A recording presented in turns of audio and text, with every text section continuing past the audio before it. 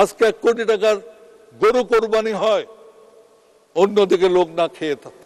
সরকার দলের সংসদ সদস্যরা বঙ্গবন্ধুর স্বপ্নের কথা বলেন। তিনি স্বপ্ন দেখেছিলেন যেখানে এমন একটি সমাজ ব্যবস্থার যেখানে বৈষম্য থাকবে না।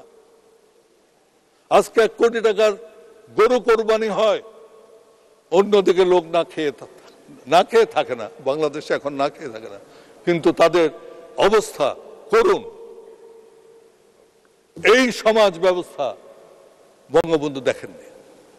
আমাদের কনস্টিটিউশনে আছে, এবং তিনি তখন দিয়েছিলেন সোশ্যালিজম। সোশ্যালিজম আজকাল নাই, কিন্তু সোশ্যালিজম না থাকলেও ইকুইটি বলে একটা জিনিস আছে। সেই ইকুইটি আমাদেরকে এই সমাজ ব্যবস্থায় রাখতে হবে। এবং মাননীয় উপনেতা 1 মিনিট শেষ করুন। সুতরাং আমাদেরকে এই জিনিসটা দেখতে হবে।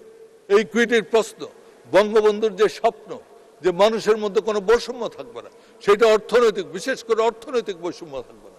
এই সোশ্যালিজমের কথা যেটা বলেছিল সেটা অর্থনৈতিক বৈষম্য নিয়ে কথা বলেছিল। সেই অর্থনৈতিক বৈষম্য যেন না থাকে, সেই ব্যবস্থা আমাদের করতে হবে। আজকে আমরা যদি সত্যিকার অর্থে বঙ্গবন্ধুর স্বপ্ন বাস্তবায়ন করতে চাই, তাহলে আমাদের ঐক্যবদ্ধ হতো। একটি বিষয় যে আমরা একটা সমাজ ব্যবস্থা চাই যেখানে দুর্নীতি থাকবে না, যেখানে আমাদের যে রিসোর্স আছে সেটা সুষম বন্টন হবে, এবং কোন অর্থনৈতিক বৈষম্য সেখানে থাকবে না।